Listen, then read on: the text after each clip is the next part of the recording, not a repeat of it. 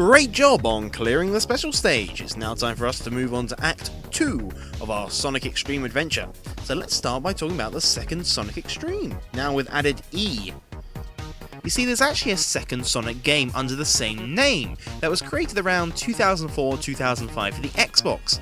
This game was never officially announced and was discovered on a development console by a fan. It was created by Visionscape Interactive, and although it may be related to the Sonic Riders series of games, there's no actual proof that it is. But we do know the game was eventually released under the name of Bare Knuckle Grind, as Sega cancelled all the Sonic related stuff with it, making it yet another scrap Sonic Xtreme game. But enough about that. Let's talk about the actual Sonic Xtreme you guys are here to see. What's on screen now is probably the version of the game people are most familiar with, since it's the look of the game that was seen in most screenshots, magazine articles, and was the version of the game advertised at E3 by Sega, as you saw in the trailer in the first episode. Unfortunately, there's never been any clean clips of the game released, only, well, what you're seeing here. I can't really clean it up anymore, so you're just going to have to make do, I'm afraid. But let's go over a slight recap of where we were up to. Now, if you recall, Sega Technical Institute had been split several times, half of it going back to Japan, and then split again to go over the two engines, one working on the levels, one working on the bosses. Team A and Team B. Team A with Chris Sen and Offer Alon, who made the main gameplay levels, whilst Team B was headed up by Chris Coffin, who made the boss engines. The biggest problem here is that then there were loads and loads of complications within the two teams, where there ended up being tiny teams being built up inside the original teams. At the same time, this was being seen over by Mike Wallace, who must have had a very stressful time with the whole thing. But I doubt anyone in development could have guessed how stressful it would eventually become, as we'll see in this episode. Now, Team A's history is the most well documented. We know the engine was developed on a Mac and then ported over to the PC without any problems. It was then to be ported over to the Sega Saturn, but this was not a smooth process. There was a lot of different gameplay options considered, like an isometric view for Sonic, but they settled on a 2D style gameplay with the ability to walk in and out of the background and foreground. The game used a fisheye lens for its camera, allowing the player to see what's ahead and behind them more easily in the 3D world. They also used 3D models turned into 2D sprites, much like in the Donkey Kong Country games made by Rare. The game's engine was developed by Offer Alon, and was supposedly very advanced, but quite complicated to get to grips with. Sonic was also the only playable character in the game, but that doesn't mean there weren't others considered. At one point, Chris Sen wanted to include Tiara, Tails, and Knuckles, all with different types of gameplay to use. Now, Tiara would have had the classic Sonic the Hedgehog gameplay, running along a 2D plane, but you'd then be shot into the background and go along another 2D plane there. Knuckles would have had an overhead view, as you can see in this early camera test on the right. Now, Tails we don't have any footage of, but we know would have had actually the Sonic Adventure style gameplay, being seen from behind in flight levels. Now, the real development problems begin when you look at the gameplay. It ran smoothly enough on the PC and the Mac. It was when they tried to take it over to the Sega Saturn that they began to have some troubles. They might have slightly overestimated what the Saturn could handle, because the gameplay wasn't quite so supersonic. Instead, it ended up looking a little bit more like this. Yeah, about 3 or 4 frames per second. It was going to take a long time to get this to work, and it began to cause some problems. Disputes started once again within the teams, not being too happy how the project was being run. So the Sega executives were all, hey, don't worry, we'll bring some outside help to make life easier, and use their technology instead. Meet Point of View, the company that without a doubt is the main reason as to why Sonic Xtreme failed. You see, to show off their technology, they invited Chris Sen and Offer Alon to a meet. Wait, what's this? Do we not have a picture of Offer Alon? Anyone got a picture? No? Okay, fine. Let's go to Google and let's see. Mr. Alon picture. Okay, I guess he'll do. And copy. Mr. Alon, everybody! Anyway, as I was saying, they wanted to show off their technology. And this was it. A still sprite of Sonic standing on a checkered floor with a shaded sphere in the sky. This is what point of view are proud to show off to Chris Sen and Offer Allen. Naturally, they were a bit annoyed. Their engine, which they've been working very hard on and looks pretty damn snazzy in my own opinion, was going to be scrapped for this. Point of view was supposedly going to make the whole process a lot easier using their technology. But they realised that basically another layer of development had just been added to the team. So once again, they went from this here, this fast, fluent, nice looking gameplay, to this. And although Point of View insisted they were there to just help port the game over, they did bring security with them when they told them, because they were worried how they would react. And not really that surprisingly, considering everything Chris Sen and Offer Allen had worked on so far had been scrapped. Sort of. It gets a little bit complicated from here on out, you see. This is how Sonic Xtreme was now being handled. Still with Chris Sen as lead designer, but Offer Allen was basically being demoted, with Robert Morgan, the tech director of Sega Technical Institute, taking his position and overseeing Point of View, which apparently annoyed Chris Sen more than Offer Allen himself. So now we have the Sonic Xtreme team's version, geez, I don't know, 7,945,643? The main levels with Team A are being done with Robert Morgan, Point of View and Chris Sen. The boss levels with Team B are basically unchanged, but then the original Team A was reformed, with Offer Allen continuing his work and Chris Sen went over to work with him, forming a two-man team.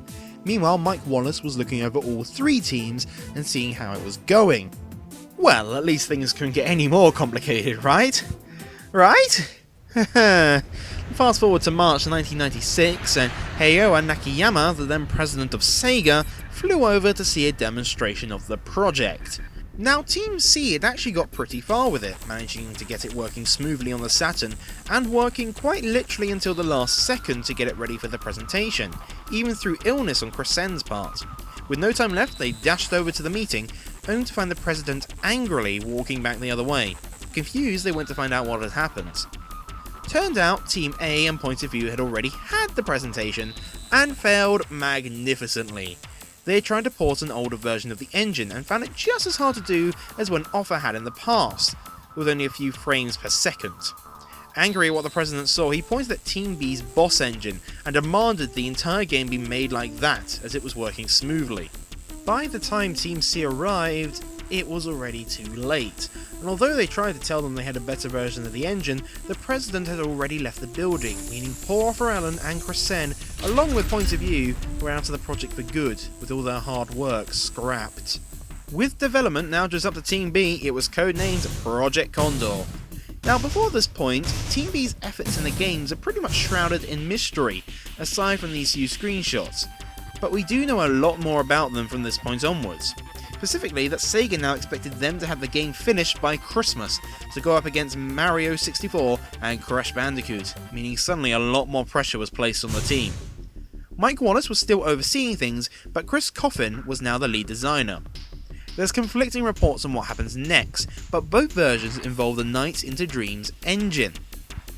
Report A suggests that with the Christmas deadline looming, Chris Coffin asked if Mike Wallace could ship over the Nights into Dreams engine for them to use. It arrived promptly, and the team spent around 2 to 3 weeks figuring it out, when Yuji Naka, both a creator of Sonic and the man behind Nights into Dreams, was all, "Hey guys, what's going on?" What? Turned out he hadn't been asked if they could use the engine, and he wasn't too pleased about it, so he was all, "No, you're not having that, that's mine, thank you kindly," and took it away from them, meaning that 2 to 3 weeks was completely useless and everything they'd done had to be scrapped. On the other hand, there's report B. This one claims that, wait, really? We haven't got a picture of Chris Coffin either? Okay, fine, Mr. Coffin, picture, search, oh great, fine, that one there, whatever, that will do. Anyway, Report B says that the Nights engine was never actually used, but Chris Coffin once saw it and was so impressed he decided to make his game like it. It caused some rifts within the team, and it does kind of look a little bit similar to the Nights engine, as you can see. Now, Yuji Naka might have unfortunately thought the same thing. Feeling he was being kind of copied, Yuji Naka threatened to quit Sega, so they had to appease him and told them that they had to stop making their game look like that. scrapping everything they'd done again. But you can actually play this version of the game. It was leaked online in 2006 and is the game early into its conversion to Project CONDOR. Providing you've got a Sega Saturn emulator, you can play it. This is me playing it right here. If you were expecting thrills and wild rides, well, I'm sorry to disappoint. This is the boss engine, so it's not any of the levels seen in the trailers. It can also be extremely buggy, with terrible frame rates sometimes, and odd graphical glitches, like the clouds in the background. It's also not very big, with only some green hills, water, 50 rings, and an invisible wall at either end. If the time runs out, well, it just resets.